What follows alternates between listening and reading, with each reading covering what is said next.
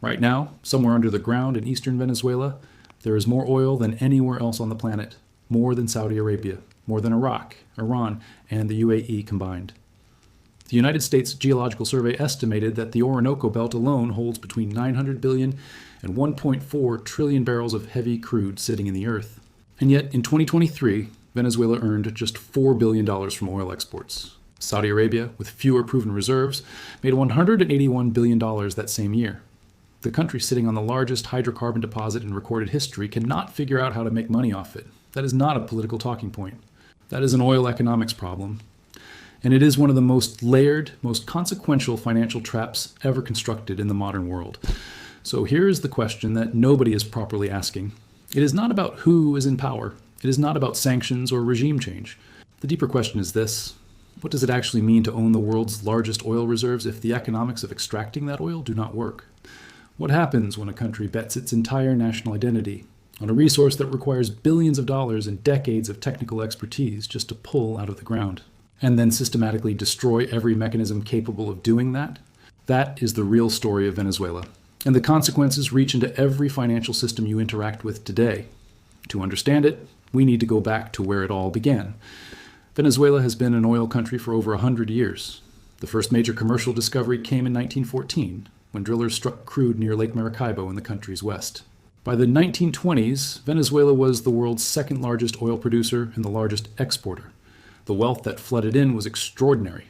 By the early 1970s, following the global oil price shock driven by the Arab oil embargo, Venezuela had become the richest country per capita in all of Latin America.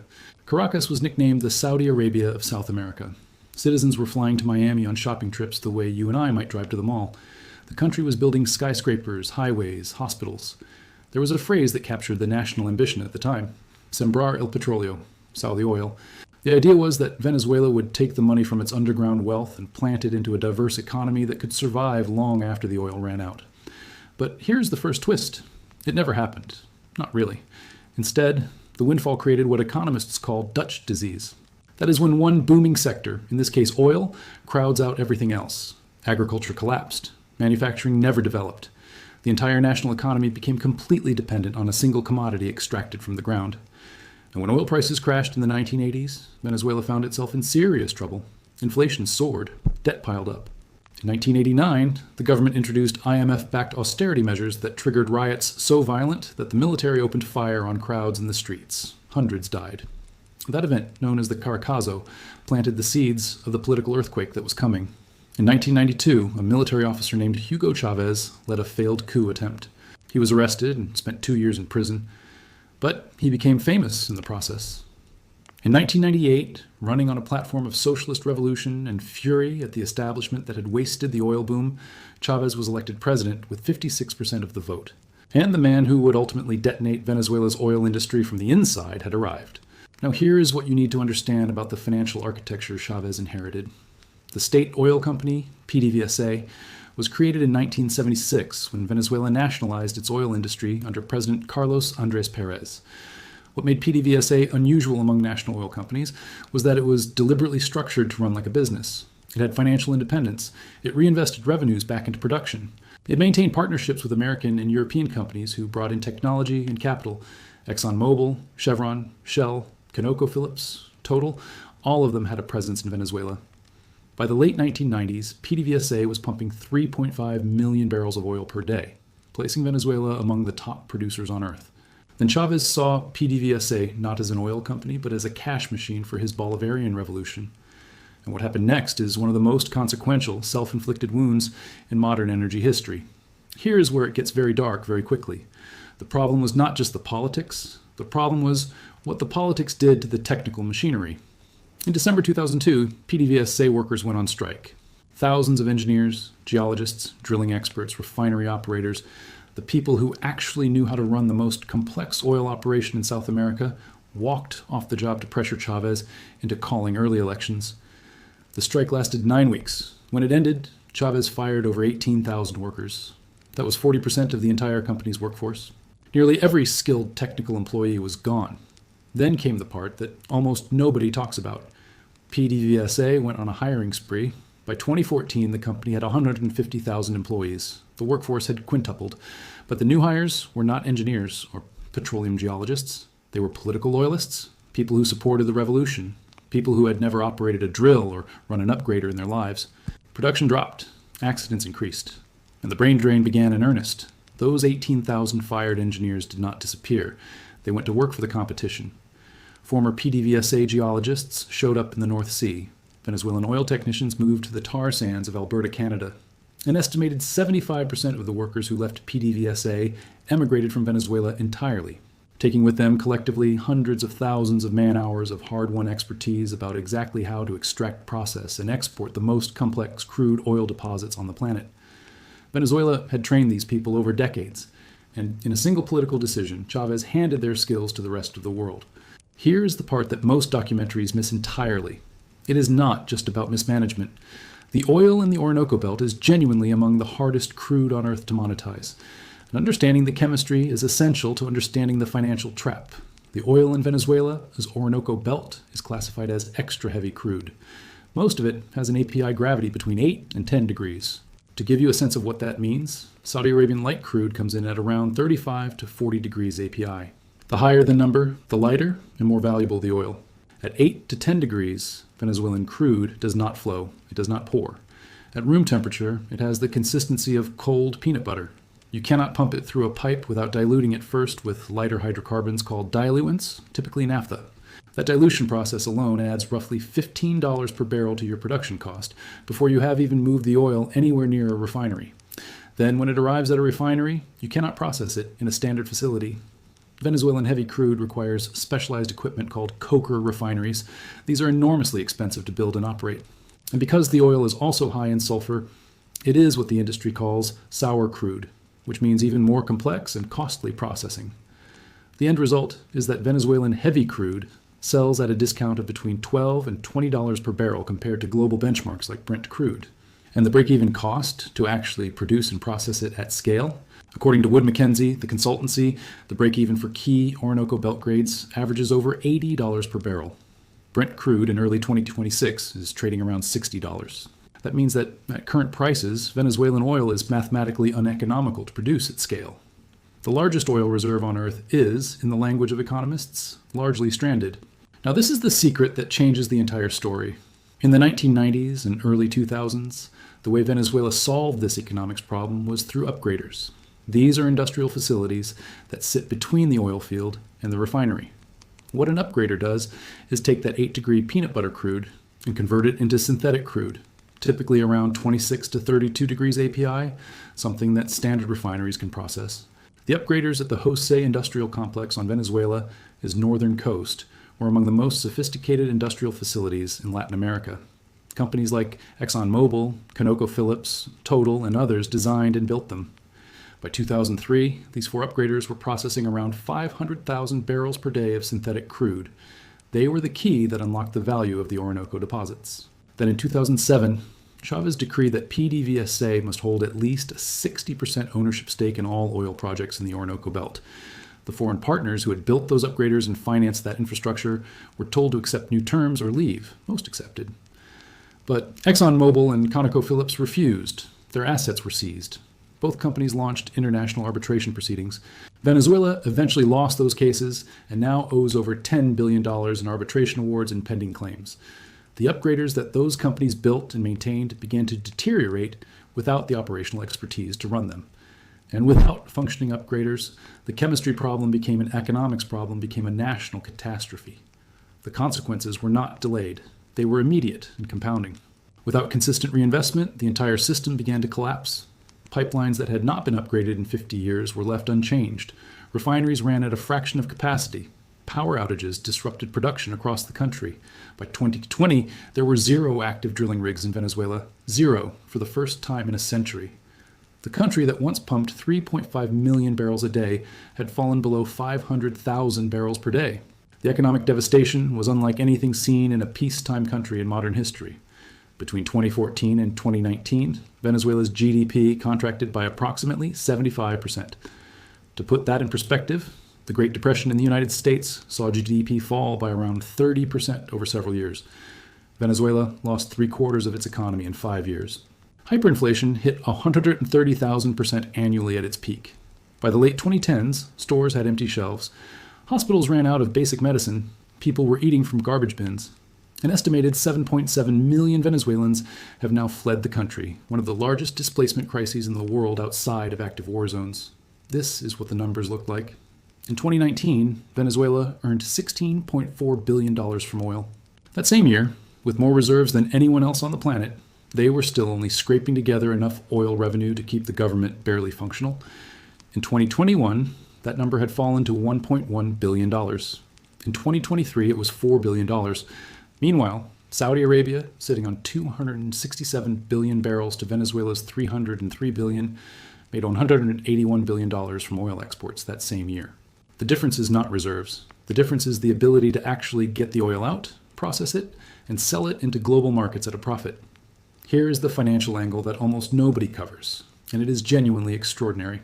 In 2007, as Chavez was busy nationalizing everything in sight, and the oil price was surging toward $100 a barrel, China saw an opportunity. The China Development Bank, the world's largest development finance institution, began offering Venezuela something the rest of the world had stopped offering: cash, loans, tens of billions of dollars worth, backed not by traditional collateral, but by oil. This is called commodity-backed lending. The deal worked like this. China loans Venezuela money. Venezuela repays China, not in dollars, but in barrels of crude oil shipped to Chinese state-owned refineries.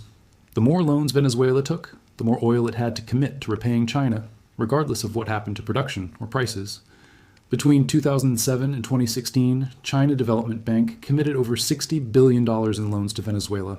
At one point, Venezuela was sending over 600,000 barrels per day to China just to service that debt, not to earn revenue, just to repay what it had borrowed. And here is the extraordinary detail buried in the financial agreements. The loan arrangements included an escrow mechanism.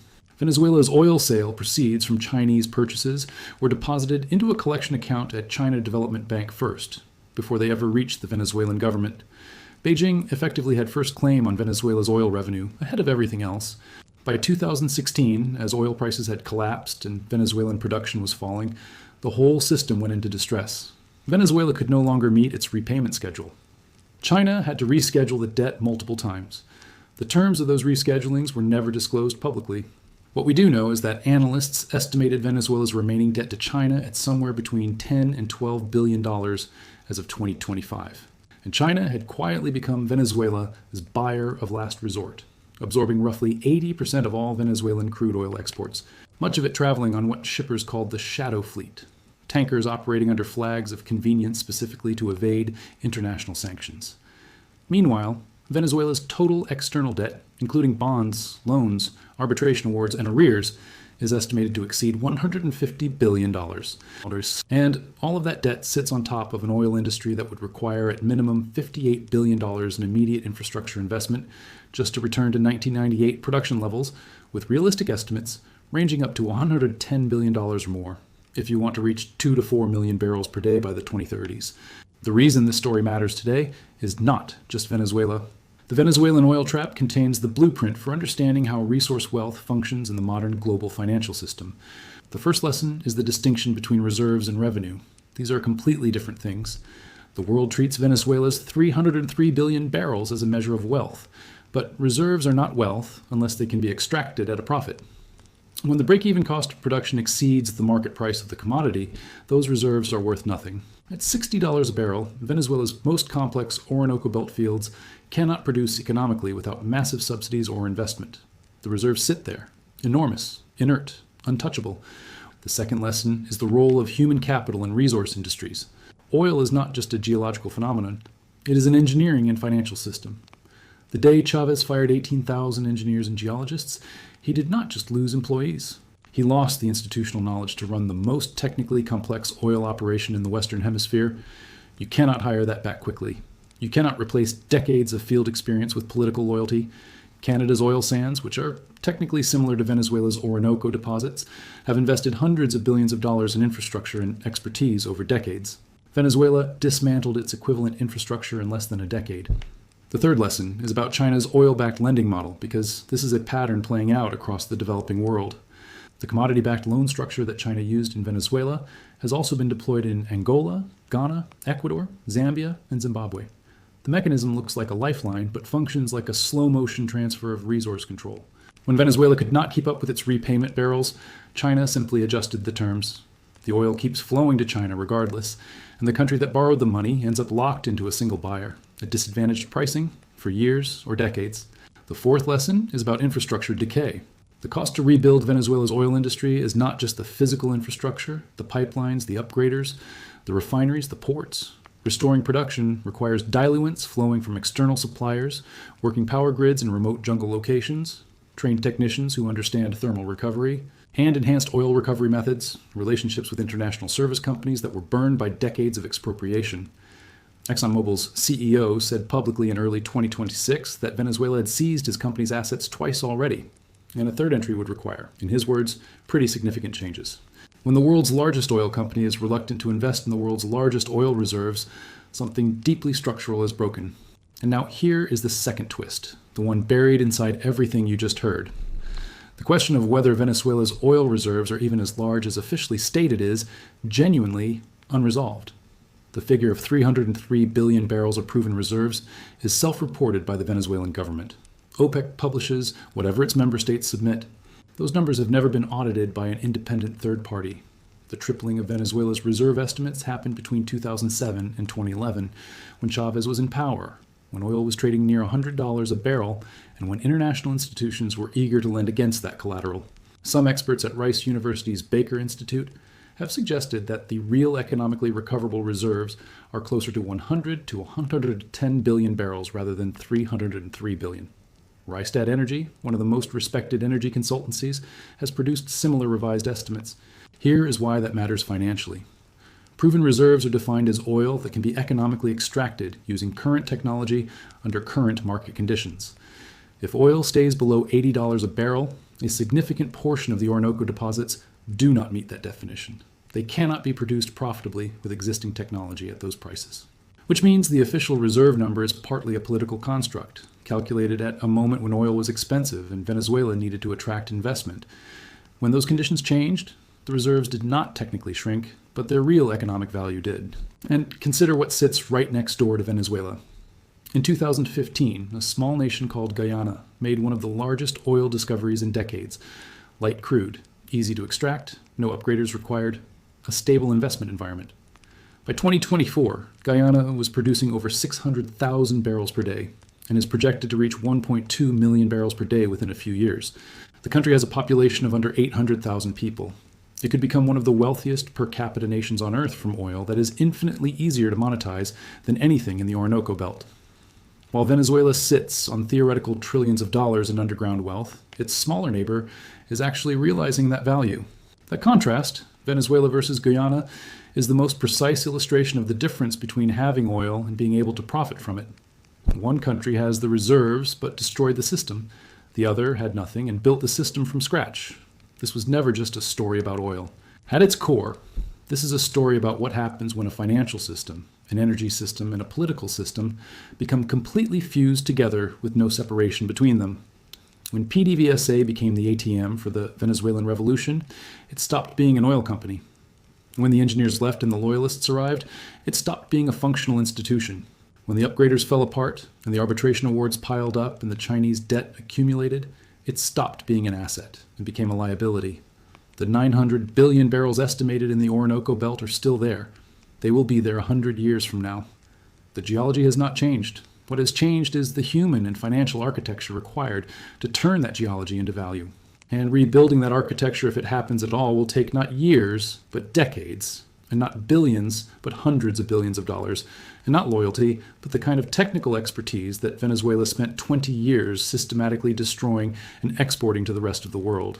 The largest oil reserve on Earth sits underground in Venezuela, and for now, it stays there. That is not an accident. It is a financial consequence.